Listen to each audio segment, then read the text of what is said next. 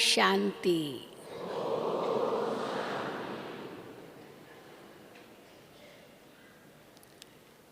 कल बाबा की मुरली के बाद जो वरदान सुना, कम खर्च बाला नशीन, तो विचार चला कि इस पर क्लास लें। खर्चा भी कम हो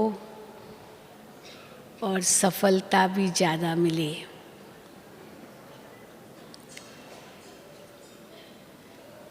इसमें 3 बातें आती है। कई बार खर्चा बहुत ज़्यादा होता है, तब जाकर के सफलता मिलती है। पर दूसरी बात, खर्चा ज़्यादा होता है पर सफलता कम मिलती है।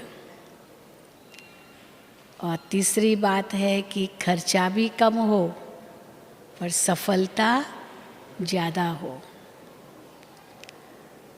तो तीनों में से कौन सी बात ऊंची होगी? तीसरी बात। खर्चा ज़्यादा हो और फिर जाके सफलता हो तो खर्चा तो बहुत कर लिया वैसे ही, तब जाके सफलता मिले। और दूसरा, खर्चा बहुत किया पर सफलता मिली नहीं। और तीसरा, खर्चा भी कम किया पर सफलता बहुत ज़्यादा मिली। तो तीनों में से कौन सा पसंद करेंगे? तीसरा नंबर का। तो हम ब्राह्मण बच्चों के लिए तो इसकी बहुत बहुत आवश्यकता है। वैसे देखा जाए, सब कुछ हमारे लिए इस संगम युग पर बहुत महत्व का है, क्योंकि संगम युगी जीवन ही महत्व का है, जो कल्प में एक ही बार परमात्मा के हम डायरेक्ट बच्चे बनते हैं, परमात्मा के हम डायरेक्ट विद्यार्थी बनते हैं। तो डायरेक्ट पालना भी मिल रही है, पढ़ाई भी मिल रही है और प्राप्ति भी मिल रही है। तो ऐसा यह अमूल्य जीवन है हम ब्राह्मणों का। और जब तक ब्राह्मण नहीं बने थे तब तक तो हमारा ये जीवन कौड़ी के समान था। और जैसे बाबा के बने, यह जीवन हीरे समान बन गया। तो ऐसा हीरे समान जीवन का हम कितना कदर करें, ये हम ज़रूर सोचें। मनुष्यों के जीवन का तो कोई कदर है ही नहीं सचमुच। इसीलिए कबीर को भी कहना पड़ा, हीरा जन्म अमोलक, कौड़ी बदले जाए रे। तो वो तो समझते हैं 84 लाख योनियाँ मिलती है, फिर मनुष्य जन्म मिलता है, इसीलिए हीरे समान है। और बाबा कहते नहीं, 84 जन्म मैक्सिमम है, पर उनमें ये जन्म हीरे तुल्य है, क्योंकि इस जन्म में हम पूरे कल्प की प्रारब्ध बना सकते हैं। इसी जन्म में भगवान का हमें साथ है, भगवान हमारा सच्चा साथी बन जाता है और कहता है कि जो चाहिए वो मुझसे ले सकते हो, जितना चाहिए मुझसे ले सकते हो। और सौदा बहुत सस्ता है, तुम देते क्या हो और लेते क्या हो। आज भी बाबा ने मुरली में कहा, मैं सौदागर हूँ, क्या तुम्हारे से लेता हूँ? तुम्हारी कमियाँ, कमज़ोरियाँ, विकार, ये सारी विकृतियाँ और उसके एवज़े में तुम्हें क्या देता हूँ, सोचो तो सही। अगर हम अपना तन भी बाबा की सेवा में देते हैं तो बाबा कहते हैं मैं तुम्हें इतना उज्जवल पवित्र कंचन काया दूंगा, निरोगी काया, अमरत्व का वरदान दे दूंगा। अगर मन भी मुझे देते हो तो ये मन मैं इतना शुद्ध पवित्र बना देता हूँ जो इस मन में सदा खुशी, सदा प्रेम, सदा शक्ति भरी रहेगी। अगर तुम मुझे धन भी देते हो तो ये जो विकारी धन है, विनाशी धन है, उसके रिटर्न में मैं तुम्हें इतना माला माल कर देता हूँ जो तुम 2 युग तक खाते रहते हो। तो ये तन मन धन तो बाबा कहते हैं मेरा समझो और रखो अपने पास, ट्रस्टी होके रहो, मेरा समझ कर इसको यूज़ करो तो इसका रिटर्न बहुत बहुत ऊंचा, 1000 लाख पदम गुना ऊंचा आपको मिलेगा। परंतु इसके साथ साथ जो और हमारे खजाने हैं, ज्ञान का खजाना, गुणों का खजाना, शक्तियों का खजाना, समय का खजाना, श्वास, संकल्प, ये सब जो हमारे खजाने हैं, इनको भी कैसे बाबा के अर्थ लगाओ तो ये भी पदम गुना होकर के रिटर्न में मिलेगा।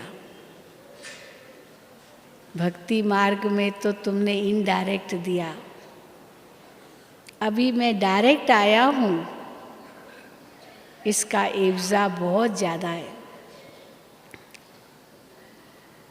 लेकिन उसमें पहले कौन दे, हम दे या बाबा दे?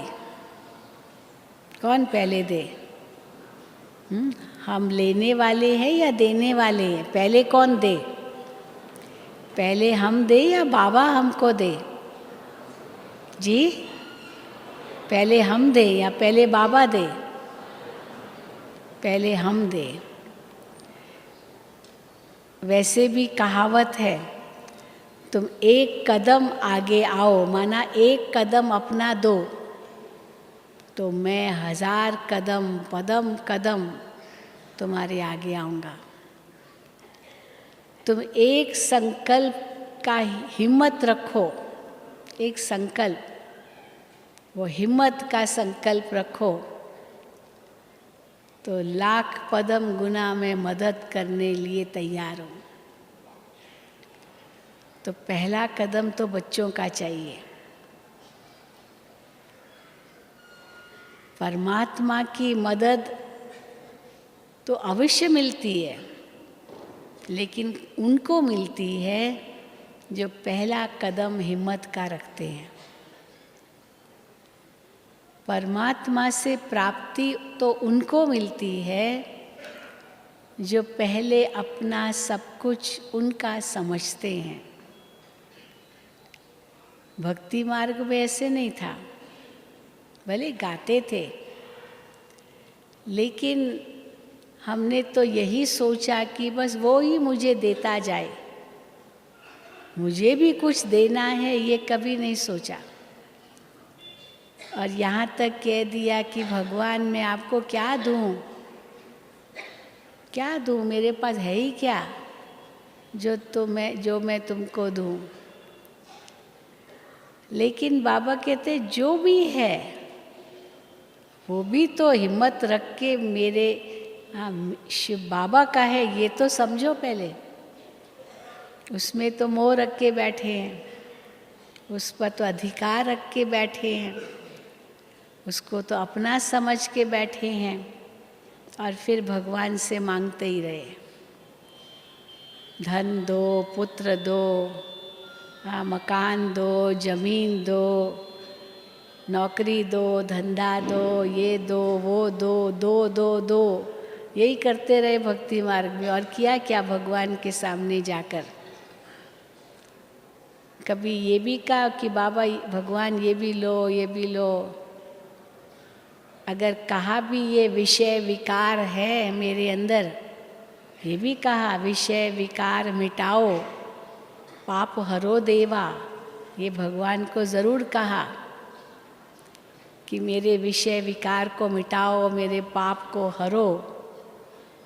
लेकिन फिर कह दिया मैं तो पापी हूँ, मैं तो कपटी हूँ, मैं तो गंदा हूँ, बंदा हूँ, चरणों की धूल हूँ, मिट्टी हूँ, मूर्ख हूँ, निर्बल हूँ। जितने हीन शब्द थे वही अपने लिए कहे। और फिर कहा हे भगवान शक्ति दो। तो मांगते ही रहे, अपनी हीनता का वर्णन करते, फिर शक्ति मांगते रहे। तो पाप भी हरो, दुख भी दूर करो, ये भी दो, वो भी दो, शांति भी दो। पर बाबा ये मेरा सब कुछ तेरा है, ये नहीं कहा। इसीलिए वो ममत्व तो रहा ही, जो अपना समझा था। और जैसे ही बाबा सृष्टि पर आते हैं, सबसे पहले ब्रह्मा बाबा को यही कहा, ये तन मन धन जो भी तुम्हारा है, ये सब माताओं बहनों के आगे समर्पित कर दो। यही शिव शक्तियाँ बन के विश्व का उद्धार करेगी। और बाबा ने एक सेकंड में एक धक से स्वाहा किया। एक निश्चय हुआ, खुद को पहचाना, परमात्मा को पहचाना, अपने कर्तव्य को पहचाना, अपनी जिम्मेदारी को पहचाना बाबा ने, ब्रह्मा बाबा ने। और एक धक से सब स्वाहा। फिर आगे कुछ नहीं सोचा। तो बाबा तो कोई ऐसे नहीं कि हमसे ले लेते हैं। बाबा कहेंगे मैं लेके क्या करूँगा, मुझे न यहाँ मकान बनाने हैं, न मुझे महल बनाना है, न मुझे कोई बैंक में जमा कराना है, मुझे तो कुछ नहीं चाहिए। मैं तो अकर्ता भोगता हूँ, मैं तो खाता पीता भी नहीं हूँ, कुछ भी नहीं। न मुझे अपनी कोई देह है जो देह के लिए मुझे चाहिए। शिव बाबा को तो नहीं है।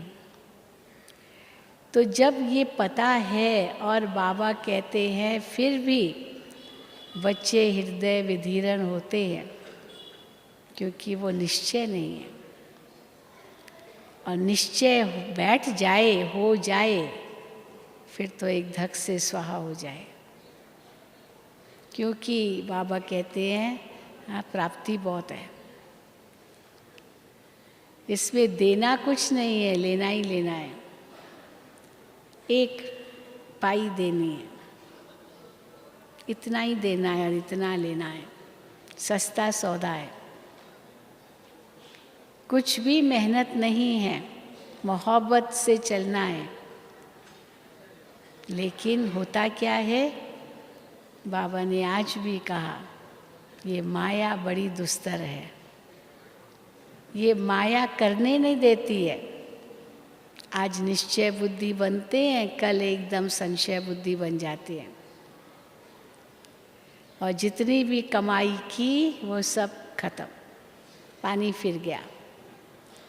फिर भी बाबा कहते जाएंगे कहाँ, घूम फिर करके अंत में थोड़ा पश्चाताप होगा ज़रूर, फिर भी आएंगे ज़रूर, क्योंकि आखिर तो हट्टी एक ही है। तो इसीलिए इतना समय श्वास संकल्प शक्ति हमारा व्यर्थ जाए और फिर अंत में रियलाइज हो, उसके बजाय तो अभी कर ले। और समय की कमी के कारण हर चीज़ को सफल करना है, हर चीज़ सफल करनी है।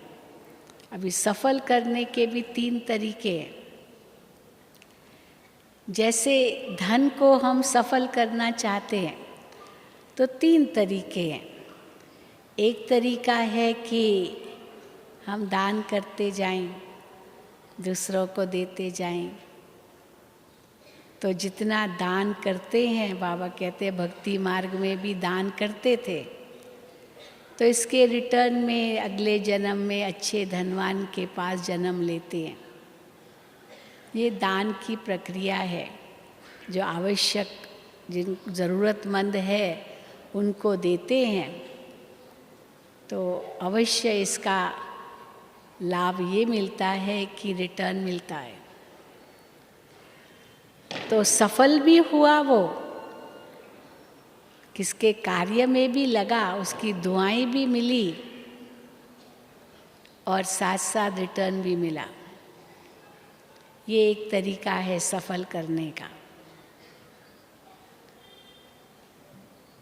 और दूसरा तरीका होता है व्यर्थ न गंवाने का। ये भी एक तरीका होता है। जितनी बचत की, व्यर्थ नहीं गंवाया, तो ये भी सफल ही माना जाएगा, क्योंकि नहीं तो व्यर्थ चला जाता था। हाँ, जैसे कोई सिगरेट पीते, बीड़ी पीते, तंबाकू खाते या पीते, शराब पीते, कितना उसमें धन व्यर्थ जाता है।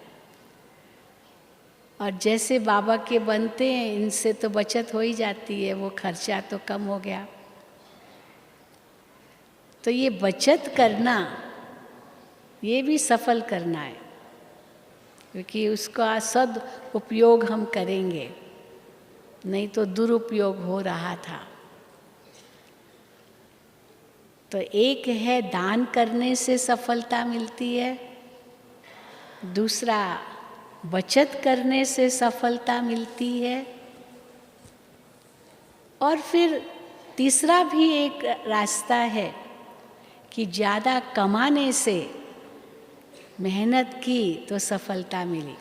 जैसे कई नौकरी करते हैं, तनख्वाह तो मिल रही है, परंतु फिर और पढ़ाई भी करते, पढ़ते जाते, डिग्री लेते हैं, तो प्रमोशन होती जाती है।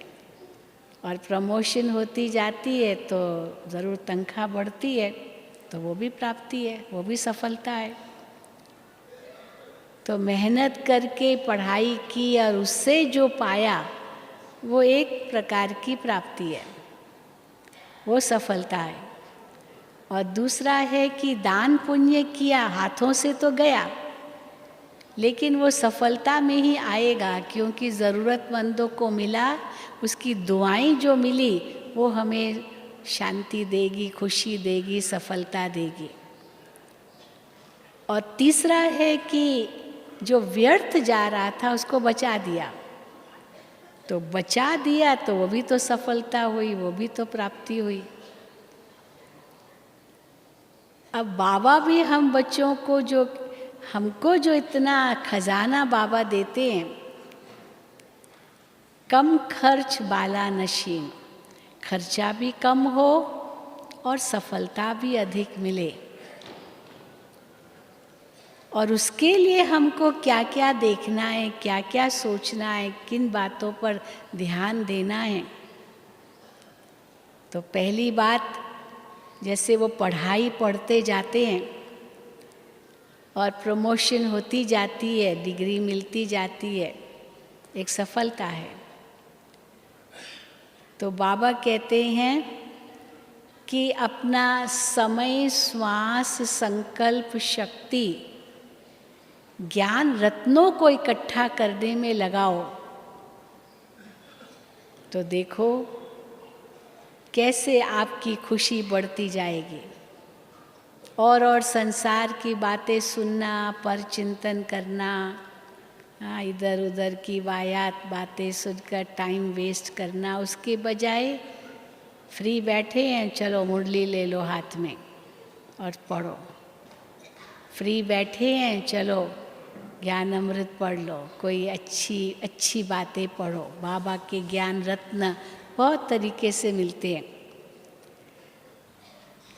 तो जितने जितने ज्ञान रत्न बुद्धि में होंगे, वैसा ही फिर मन में चिंतन भी चलेगा। और जैसा चिंतन चलेगा वैसा ही फिर देंगे दूसरों को भी। तो मेहनत भी कम और सफलता भी ज़्यादा, क्योंकि बुद्धि व्यर्थ में गई नहीं तो हम देखते हैं दुनिया में लोग, काम इतना नहीं होता लेकिन कैसे अपने आप को समझते मैं तो बहुत बिजी हूँ, जबकि कोई इतना काम भी नहीं होता है, क्योंकि वो सब वेस्ट करते रहते हैं अपना समय, श्वास, संकल्प, समय, शक्ति सब वेस्ट करते हैं। और यहाँ बाबा कहते हैं तुम्हारा ये अमूल्य जीवन है, इसलिए कुछ भी व्यर्थ नहीं जाना चाहिए। हर चीज़ आपकी बहुत कीमती है, इसका रिटर्न आपको बहुत कुछ मिलेगा। जैसे दुनिया में भी कई वेस्ट चीज़ें होती है, लेकिन वो वेस्ट को भी बेस्ट बनाते हैं, है ना। ऐसे कूड़ा किचरा ये भी बहुत होता है, लेकिन उसमें से फिर कागज़ बना देंगे, उसमें से क्या क्या बना देते हैं, वेस्ट को बेस्ट बनाते हैं। तो ये जीवन अगर हमारी यूं ही व्यर्थ गई तो ये जन्म तो जाएगा ही, लेकिन अगले जन्म भी, आगे के जन्म भी व्यर्थ ही जाएंगे, वो भी नहीं कोई श्रेष्ठ बनेंगे। इसलिए मेरा हर श्वास, संकल्प, समय, घड़ी ये व्यर्थ न जाए, उसके लिए क्या हम करें? ज्ञान रत्नों को अपने अंदर भरते जाएं, क्योंकि आत्मा बहुत प्यासी है। ये कभी न समझे कि मैं तो सबको जानता हूँ, कभी न समझे। हर समय हमें सीखना ही है। शिक्षा प्राप्त करने की कोई आयु लिमिट नहीं होती है। हर घड़ी हम सीखते हैं, केवल बड़ों से ही नहीं सीखते हैं, छोटों से भी सीखते हैं, समाज से भी सीखते हैं। तो अगर सीखने की ये कला होगी तो कितना हम अपना जीवन सफल कर सकेंगे। फिर दूसरी बात, व्यर्थ नहीं गंवाना है। उसके लिए जैसे बताया भाई, सिगरेट, बीड़ी, तंबाकू, उसमें कितना धन वेस्ट जाता है। तो बाबा कहते हैं जब भी आपका समय, श्वास, संकल्प कुछ भी बात में व्यर्थ जा रहा है, तुरंत उसको ब्रेक लगाओ। ये ब्रेक लगाना बहुत ज़रूरी है। गाड़ी को भी ब्रेक लगाना बहुत ज़रूरी है, उसकी ब्रेक बहुत पावरफुल चाहिए, तभी बड़े बड़े एक्सीडेंट से भी बच सकते हैं। पर समय पर ब्रेक नहीं लगा सके तो ज़बरदस्त एक्सीडेंट हो जाते हैं। फिर कितना भी पश्चाताप करो, लेकिन फ़ायदा क्या। तो बाबा भी कहते अगर समय आपका जा रहा है, व्यर्थ सोच चल रहे हैं, क्योंकि अगर सफल नहीं है तो वेस्ट है। दोनों बातों में से एक ही बात है, या तो सफल है या तो व्यर्थ है। तो अगर व्यर्थ में जा रहा है, एक सेकंड में उसको ब्रेक लगाओ। नहीं, ये नहीं उसकी ब्रेक है। कई बार नहीं भी लगा कहते हैं तो भी जाता है, क्योंकि अंदर ही अंदर मन खाता है। बहुत कुछ ऐसा कर लिया तो हम चाहते हम नहीं सोचे, लेकिन पश्चाताप के भी आंसू आते हैं। कई बार किसी ने धोखा दिया तो मैं उसको क्षमा नहीं करूँगा, ये भी सोच चलता है। माफ़ भी नहीं करना चाहते हैं, भूल भी नहीं सकते हैं, ऐसे भी सोच चलते हैं। लेकिन फिर बाबा कहते हैं ड्रामा का भी फुल स्टॉप लगा सको। इसलिए ड्रामा की ढाल भी इतनी मजबूत हो जो एक सेकंड में फुल स्टॉप लगा दो। जैसे अटैक से बच गए। पहले ज़माने में योद्धे होते थे, वो कवच पहनते थे, हाथ में ढाल होती थी, बाएं हाथ में ढाल और दाएं हाथ में तलवार। तो तलवार होती थी लड़ने के लिए और ढाल और कवच बचाव के लिए। इसी प्रकार अगर समझते हो कि फ्री है, कुछ नहीं है, तो सफल कैसे करें, तो ज्ञान रत्न को जमा करो। ये तलवार आपने यूज़ की, ज्ञान रत्न जमा किए, उसको शार्प किया अपने ज्ञान रत्नों को। जैसे तलवार को तेज करते हैं, तेज नहीं किया तो अगर वो ब्लंट है, उसमें ताकत नहीं है, तो आप ज्ञान तलवार यूज़ भी नहीं कर सकेंगे, सफलता नहीं मिलेगी। आज भी, कल भी बाबा ने मुरली में कहा, कोई नए नए आते हैं अच्छे इंटेलिजेंट कोई व्यक्ति, उनको कोर्स कराना है या ज्ञान सुनाना है। अब कोई नया आ गया तो उसको तो आएगा नहीं समझाना ठीक ढंग से, कोई प्रश्न पूछेगा तो उसको जवाब देना भी नहीं आएगा, तो फिर आबरू गंवाएंगे, कहेंगे अरे इनके पास तो सारे ऐसे ही है। इसीलिए कोई अच्छा और समझदार है, उनके सामने समझाने वाला भी अच्छा चाहिए। परंतु कौन अच्छा समझा सकेगा? जिसके पास ज्ञान रत्नों का स्टॉक होगा, तभी तो बता सकेगा। नहीं तो कैसे बता सकेगा? अभी किसी ऐसे किसी को कहो जाओ भाषण करो, कहेगा मैं क्या बोलूँ क्या बोलूँ, क्योंकि ये बुद्धि में ज्ञान रत्न भरे हुए नहीं हैं। इसलिए क्या बोलूँ थोड़ा हिचकेगा, थोड़ा नर्वस हो जाएगा, चलो एक शब्द बोलेगा फिर भूल जाएगा, क्योंकि अपना समय, श्वास, संकल्प शक्ति उसमें नहीं दिया है ना, व्यर्थ में बहुत समय गंवा दिया है, तो स्टॉक जमा है ही नहीं, तो बोलेगा भी कैसे। तो इसीलिए भरपूर भी होना है ज्ञान रत्नों से।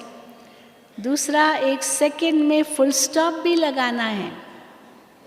ड्रामा के ज्ञान से, आत्मा भाई भाई के ज्ञान से, एक बाबा के हम बच्चे हैं, इस ज्ञान से बिंदु लगाना भी आना चाहिए, क्योंकि अंत में तो बिंदु लगाना ही पड़ेगा।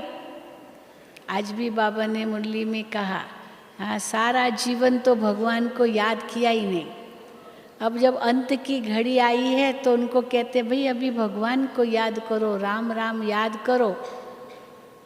तो चलो कोई तो समझ जाते हैं कि अभी मरने की घड़ी आई है, अभी और तो सब छूटना है, इसीलिए भगवान को याद करो। और कोई तो बिल्कुल घबरा जाएंगे उस समय, क्योंकि और बातें याद आ जाएगी, भगवान कहाँ याद आएगा। बाबा ने अपने बच्चों के लिए भी आज कहा, बाबा के बने, बहुत कुछ धारणा की, बहुत कुछ किया, फिर माया ने वार किया, छोड़ के चले गए, पर अंत में फिर याद आएगा, कहाँ जाएंगे? याद आएगा कि हमने इतना बाबा से पाया था, इतनी पालना ली थी, इतनी मुझे प्राप्ति हुई थी, तो फिर आएंगे, कहाँ जाएंगे? अंत के समय जब देखेंगे अब तो सब रास्ते खत्म, तो कहाँ जाएंगे? तो इसीलिए अभी ही वो समय है,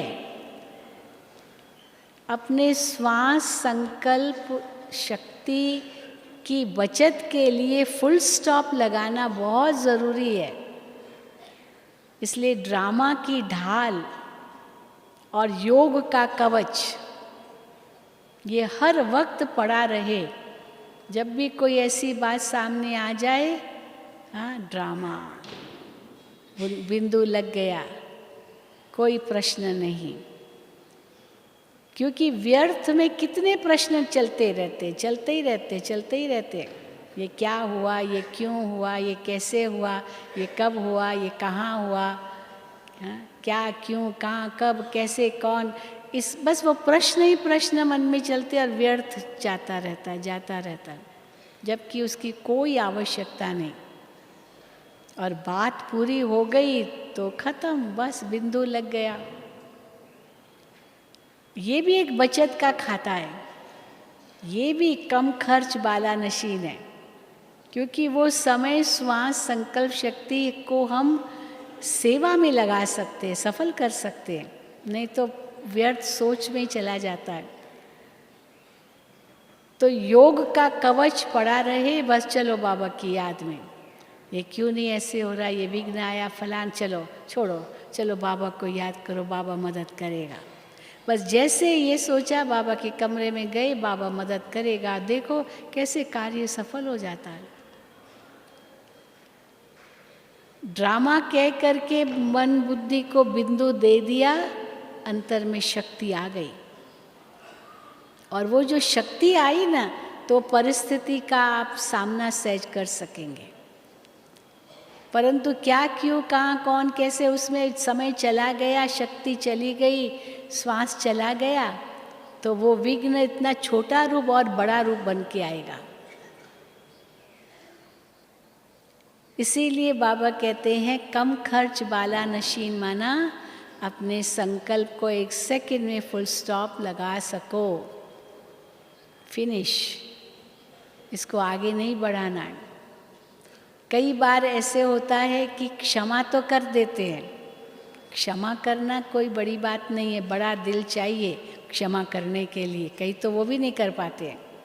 चलो क्षमा कर दिया, बड़ा दिल रखा, परंतु भूल नहीं सकते हैं। वो बात जो हुई ना, जो उनको दुख की मिली, वो भूल नहीं सकते हैं। और भूल नहीं सकना भी क्षमा नहीं करना है। ऐसे नहीं क्षमा तो कर दिया, बदला नहीं लेंगे चलो, पर भूल नहीं सकना भी क्षमा नहीं करना है। क्योंकि चलो उसको तो क्षमा कर दिया, पर खुद को जो उसमें दुखी बना रहे हैं, क्योंकि भूल नहीं सकते हैं, वो अपने को जो दुखी बनाया, ये खुद को क्षमा नहीं कर सकते। उसको तो कर दिया क्षमा,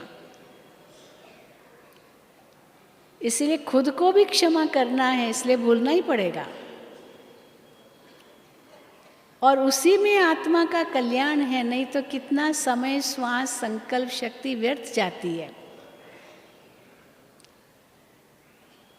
तो इसीलिए बाबा कहते हैं व्यर्थ से बचाना है अपने आप को। आज भी बाबा ने कहा हर घड़ी चेकिंग करो, चेकिंग और चेंज। आज भी बाबा ने बड़ी अच्छी बात कही, अगर मन कहीं भटकता है तो खुद को सजा दो। ब्रह्मा बाबा ऐसे करते थे। बाबा भक्ति में थे न, तो बाबा माला जपते थे, जाप करते थे, तो माला हाथ में होती थी, विष्णु का ध्यान करते थे, कोई मंत्र जाप करते थे, या पठन पाठन कोई भी शास्त्र पढ़ते थे, गीता पढ़ते थे, या ध्यान में बैठते थे, तो अचानक उनकी बुद्धि कहीं और चली जाती थी।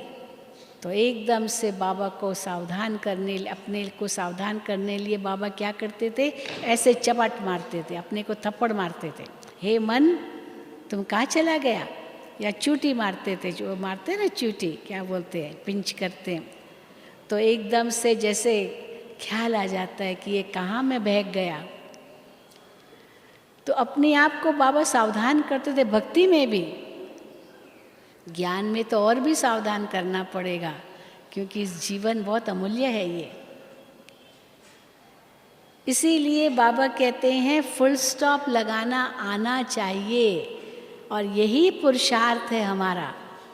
फुल स्टॉप लगाओ और ड्रामा की ढाल पकड़ो और योग का कवच पहन के रखो, तो सहज ही आप व्यर्थ से बच जाओगे। और तीसरी बात जो बताया, सफल करना माना हर श्वास, हर संकल्प सेवा में लगे, सेवा में लगे। व्यर्थ न जाना ये भी सफलता है, पर सेवा में लगना और ज़्यादा सफलता है। मैंने अपना धन किस खाते में लगाया, क्योंकि ये भी लिमिटेड है, ये कोई अनलिमिटेड तो नहीं है। जीवन भी लिमिटेड है, हमारा श्वास भी लिमिटेड है, समय भी लिमिटेड है। तो किस खाते में गया वो? जैसे मान लीजिए किसी के पास धन की कमी है, ज़्यादा धन नहीं है, तो कैसे वो धन यूज़ करेगा? दादी जी अपना बहुत सुंदर मिसाल देती थी, यज्ञ को कैसे चलाते हैं, क्योंकि सब भाई बहनें मिल कर के यज्ञ चलाते हैं, धन की सेवा सब मिल कर के करते हैं। तब इतना बड़ा कारोबार है, इतना खर्चा होता होगा। पर मान लीजिए थोड़ी धन की कमी है, अब मकान भी बनाना है, साथ साथ ट्रांसपोर्ट का खर्चा है, कंस्ट्रक्शन का खर्चा है, नौकरों का खर्चा है, इतना बड़ा घर है, सफाई चाहिए, ये चाहिए, वो खरीदारी चाहिए, न जाने क्या क्या चाहिए, सब कुछ चाहिए। लेकिन अभी लिमिट है धन की। तो दादी जी कहती थी किस में हम कटौती करें, किस में यानी किसको कम करें, कंस्ट्रक्शन को भी कम करें या ट्रांसपोर्ट को कम करें या नौकरों को कम करें या खाने पीने किचन का भोजन उसमें भी कितना खर्चा है, किसको कम करें। कुछ को तो कम करना पड़ेगा क्योंकि उसी बजट में उसको ढालना है, उसी बजट के अंदर ही करना है। तो कौन सा खाते में कम करें। तो दादी जी कहते थे जो किचन की बात है उसमें कम नहीं करना है, क्योंकि बाबा के इतने बच्चे आते हैं तो बच्चों को तो पेट भर खाना तो मिलना ही चाहिए, उसमें कमी नहीं करनी है। हाँ, 2 सब्जी के बजाय 1 सब्जी बना लो, हाँ वो भले करो, पर आज खाना ही नहीं पकेगा क्योंकि बजट में कमी है, ये तो नहीं करेंगे ना, ये नहीं करेंगे। भोजन तो देना है क्योंकि पहले तो बाबा को भोग लगाना है तो बाबा को भोग लगाएंगे फिर खाएंगे, तो उसमें तो दादी जी कभी कमी नहीं करते थे। तो किस में कम करें। हाँ, तो कहेंगे कि हाँ ट्रांसपोर्ट में भी कमी नहीं कर सकते, इतने बच्चे आते हैं, इतनी बसें हैं, इतने ड्राइवर्स हैं, इतना पेट्रोल डीजल क्या नहीं खर्च होता होगा, ये सब चाहिए, वो उसमें भी कमी नहीं। हाँ, थोड़ा कम करें भाई, 4 जने एक गाड़ी में अलग जाए तो 4 जने एक ही गाड़ी में बैठ के जाए, कमी कर सकते हैं। अच्छा, नौकर इतने हैं चारों ओर, उसमें कमी थोड़ी कर सकते हैं, चलो इतने 4 नौकर की बजाय 2 नौकर रख दो और बाकी खुद भी तो कुछ करो, खाली नौकरों के सहारे थोड़ी रहना है, खुद भी करना है। तो कहाँ उसको कटौती यानी कम करें, कहाँ उसको बचत करें, वो देखना होता है। तो यहाँ भी बाबा कहते हैं किस में बचत करो, जो तुम्हारा फिजूल खर्च हो रहा है उसमें बचत करो, पर जहाँ सेवा करने की बात है वहाँ खूब लगाओ, पैम्फलेट बांटो, हाँ पर्चे बांटो, उसमें कोई कंजूसी नहीं करो। आज तो बाबा ने कहा एरोप्लेन से भी बांटो, क्या पता किसको जीवन दान मिल जाए। तो ये करते थे, मेलों में करते हैं, हेलीकॉप्टर से नीचे पर्चे बांटते हैं, नहीं तो एक एक को कहाँ बांटेंगे, तो हेलीकॉप्टर से गिराते, तो एक एक को हाथ में मिल जाता है। तो एक भाई था, उसने अपना अनुभव सुनाया, बड़ा सुंदर अनुभव सुनाया। उसने कहा कि एक जगह मेला लगा हुआ था, अभी उसको तो पता नहीं था, वो बहुत भक्ति करता था, लेकिन उसको कोई शांति नहीं मिलती थी। उसको यही बुद्धि में था बस मुझे भगवान का एक बार दर्शन हो जाए, बस दर्शन हो जाए। कहाँ कहाँ नहीं गया होगा, कहाँ मंदिरों की परिक्रमा नहीं की होगी, सब जगह गया। तो एक दिन बहुत थक गया, तो अपने टेरेस पर वो टहल रहा था, अपने मकान के टेरेस पर वो टहल रहा था और भगवान को कह रहा था, हे भगवान, आज अगर तुम मुझे दर्शन नहीं दोगे, आज अगर मुझे कुछ अनुभूति नहीं कराओगे, तो मैं तो अपने आप को मार डालूँगा, ख़त्म कर दूँगा, हत्या कर दूँगा, अपनी आत्महत्या कर दूँगा, मैं मर जाऊँगा। आज आपको मुझे हर हालत में दर्शन कराना ही है। बस भगवान से बातें कर रहा था। तो क्या हुआ, वहाँ उस समय मेला लगा हुआ था उसी शहर में, तो हेलीकॉप्टर से पर्चे गिरा रहे थे। अब वो पर्चा जो था वो इसके टेरेस पर गिरा और बिल्कुल उसके पैर के पास ही आकर के गिरा। उसको लगा ये क्या गिरा है ऊपर से। तो जैसे पैर वहाँ गिरा तो वो झुक करके वो पर्चा उठाया और पर्चे में क्या पढ़ता, ईश्वरीय निमंत्रण। ईश्वरीय निमंत्रण,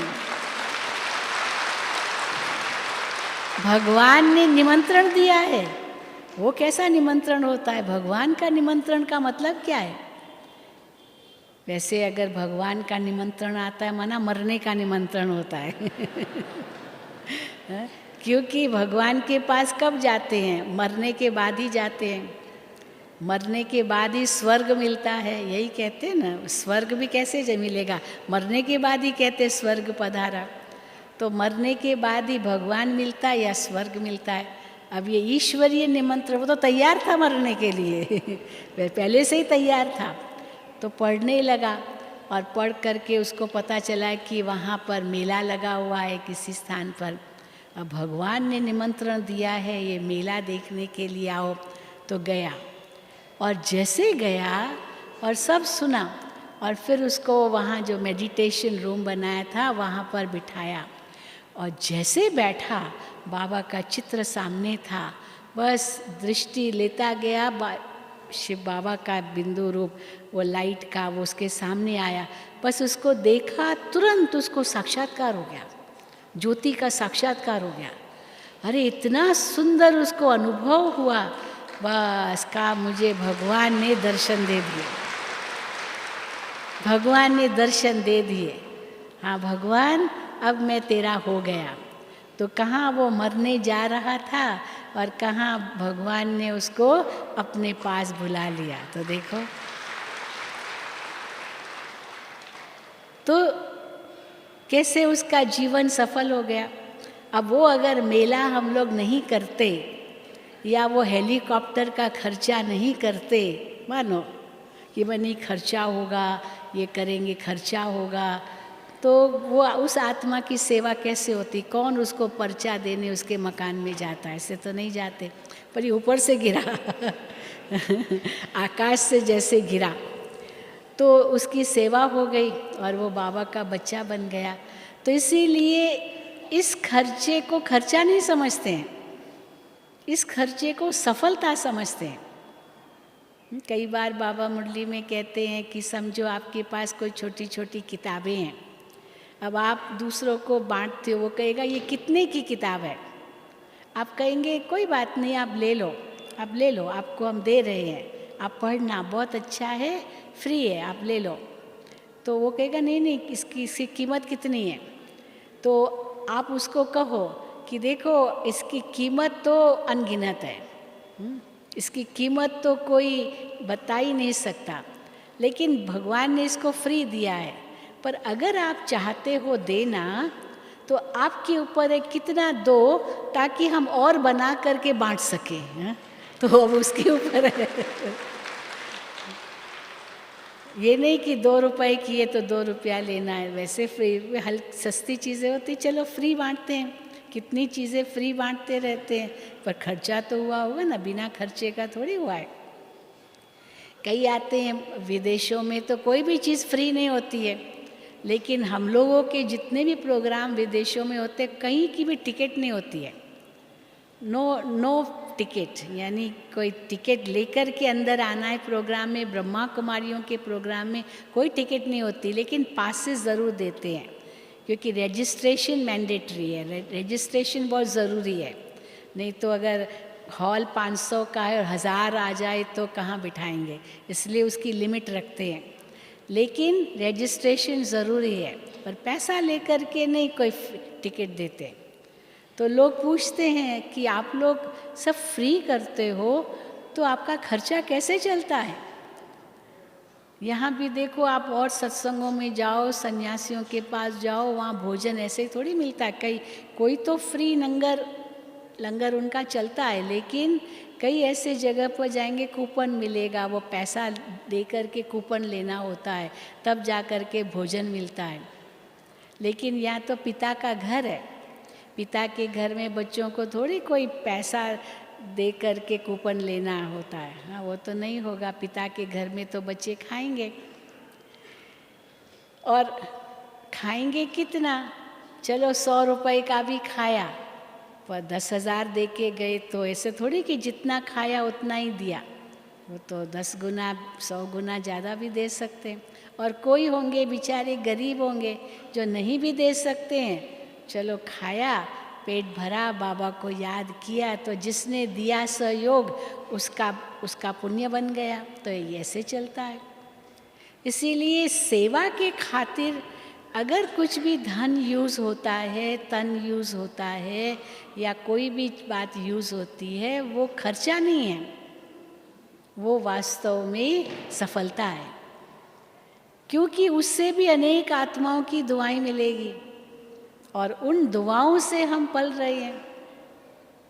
धन की सेवा सब कोई बड़ी सेवा नहीं है। मम्मा जब आई थी यज्ञ में तो कुछ भी नहीं लाई थी। मम्मा के जो फादर थे, पिताजी थे, वो बहुत बड़े बिजनेसमैन थे। जैसे ब्रह्मा बाबा थे जौहरी, वैसे उनके पिता भी थे। लेकिन अचानक उनको उसने दिवाला मारा, सब कुछ खत्म हो गया उनका, कुछ भी नहीं रहा। अमृतसर में रहते थे, वो मकान भी उनको देना पड़ा, इतना सब कुछ यानी सब नष्ट खत्म हो गया, इतना दिवाला मारा। तो फिर वापस हैदराबाद सिंध आ गए और उनको सदमा पहुंचा, मतलब वहीं पर उनको अटैक आया, वहीं ख़त्म हो गए। धन भी गया तो उनका पिता भी गया, मतलब बहुत बड़ी दुख की बात थी। तो वापस आ गए हैदराबाद सिंध में, जहाँ उनको मकान तो था पर बिजनेस के खातिर अमृतसर में रहते थे हैदराबाद सिंध से। तो वापस जो उनका मकान था उसमें आए और वहाँ उनको ज्ञान मिला। और ज्ञान मिला और बाबा के पास जैसे आए और बाबा, उनकी माँ को बाबा से साक्षात्कार हुआ और दोनों माँ बेटी समर्पित हो गए। तो कुछ भी नहीं लाए घर से, जिस ड्रेस में मम्मा आई थी बस वही ड्रेस पहन के आई थी, कोई 2 ड्रेस भी नहीं साथ में लाई थी, पर बाबा ने सब कुछ उनको दिया। तो कई कहते हैं कि मम्मा सरस्वती बन गई, भविष्य में लक्ष्मी बनेगी, पर धन से तो कोई सेवा की नहीं। लेकिन बाबा ने कहा भले खुद नहीं की, पर कितनी सेवा की, और जिनकी सेवा की उन्होंने जो धन से सेवा की उनका एवजा मम्मा को मिला, है ना, क्योंकि इतनी सेवा की उन्होंने। तो कई कहते हैं धन से सेवा भी बहुत ज़रूरी है, परंतु कहाँ धन से सेवा कर सकते हैं, सभी तो कर नहीं सकते। अब जो समर्पित बहनें हैं वो कहाँ धन से सेवा करेगी, सेंटर में जो मिलता है वही उसी से पालना होती है उनकी। हाँ, विदेशों की बात दूसरी है। विदेश का भी संडे के दिन आपने मुरली सुनी होगी। विदेश के जो कई भाई बहनें बहुत सेवा करते हैं, पर नौकरी भी करते हैं, सेवा भी करते हैं, सेंटर भी चलाते हैं, ट्रिपल काम करते हैं। भारत की बहनें तो सेंटर पर जो रहती है वो कहाँ नौकरी करती है, कोई कोई करती होगी, पर वैसे तो नहीं करती। जो स्टूडेंट्स हैं वही मदद करते हैं सेंटर को। पर विदेश में ऐसा नहीं है, अभी थोड़ा कम हुआ, लेकिन उस समय दादी जी कहते थे जॉब भी करना है, नौकरी भी करनी, कम से कम अपना पॉकेट मनी, अपना खर्चा तो अपने कमाई से निकालो, वो सेंटर से मत लो। तो उसके लिए थोड़ा पार्ट टाइम जॉब भी भले करो, ताकि आपको इतना मिल जाए जो आपका अपना जेब खर्च तो चल सके, आपके पर्सनल यूज़ के लिए। तो कई वहाँ जो बहुत सेवा करते थे वो कहते थे दादी जी भारत में तो हमारी बहनें नौकरी नहीं करती है, समर्पित हो गई बस बाबा की सेवा में ही लगते, हमको क्यों कहते हो करने लिए, वो कहते थे।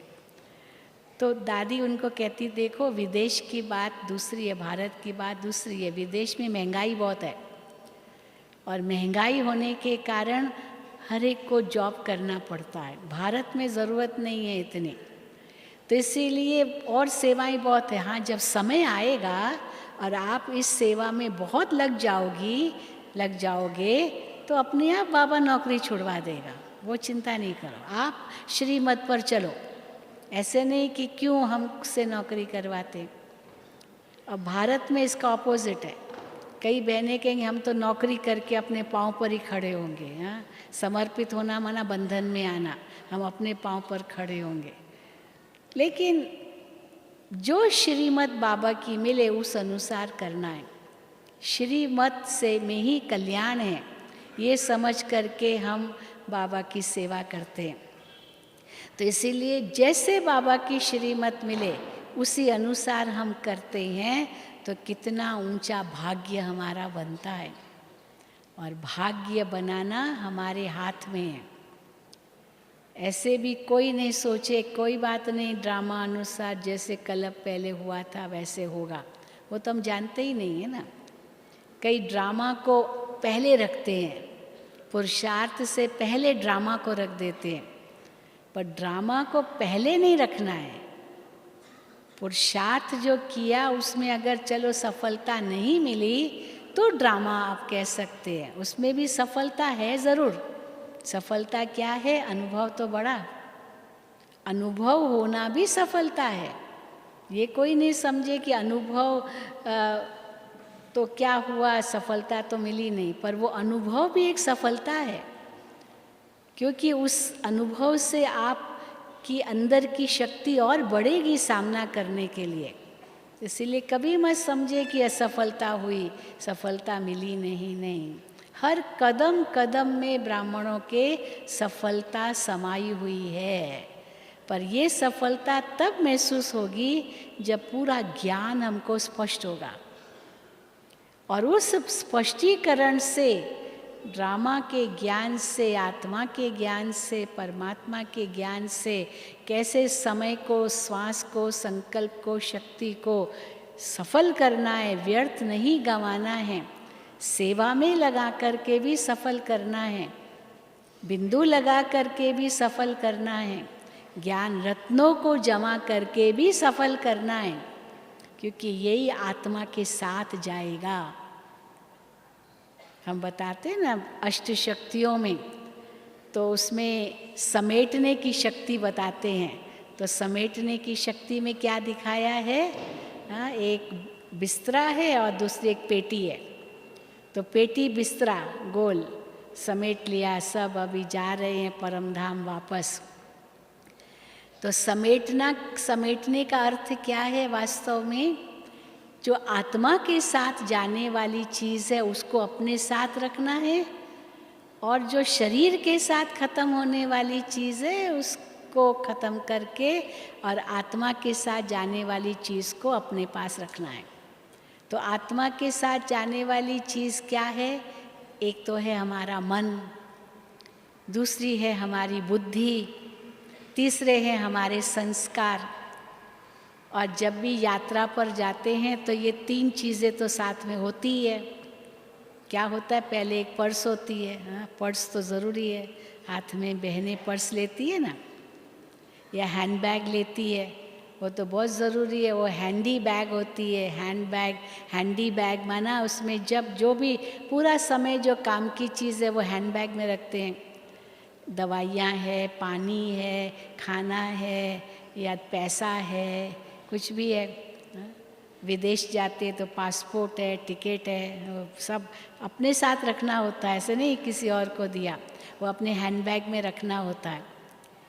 फिर दूसरा होता है कि कैरी बैग, माना एक और बैग होता है थोड़ा छोटा सूटकेस जो ऊपर चढ़ाते हैं, ऐसे होता है ना, उसमें उसको कभी कभी यूज़ खोलना पड़ता है, क्योंकि कुछ कुछ चीज़ें ऐसे यात्रा में चाहिए, हर वक्त नहीं चाहिए, पर फिर भी एक बार दो बार तो यात्रा में चाहिए, तो वो भी साथ में रखते हैं।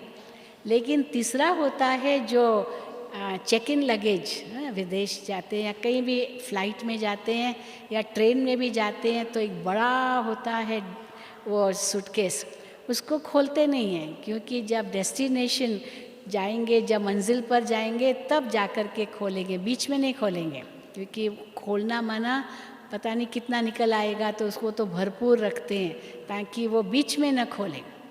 हैंड बैग तो बार बार खोलेंगे, छोटी बैग बीच बीच में एक दो बार खोलेंगे, और बड़ी वाली जो बैग है वो चेक इन लगेज, वो तो डेस्टिनेशन पर, वो जो जहाँ पहुँचना होता वहीं मिलेगी, बीच में मिलेगी भी नहीं। चलो ट्रेन में जाते हैं तो भी इसको खोलते नहीं है, भाई नहीं नहीं इसको नहीं खोलना है, इसलिए काम का जो थोड़ा बहुत है वो छोटी बैग में रखते हैं। तो हम भी जब जाएंगे तो पैकअप करना है, मन बुद्धि संस्कार में क्या भरना है, वो आत्मा के साथ जाएगा। तो जो हैंड बैग है ना, जो हर वक्त हमको चाहिए, वो है हमारा मन। जो भी हम संकल्प करते हैं वो कैसे संकल्प हो?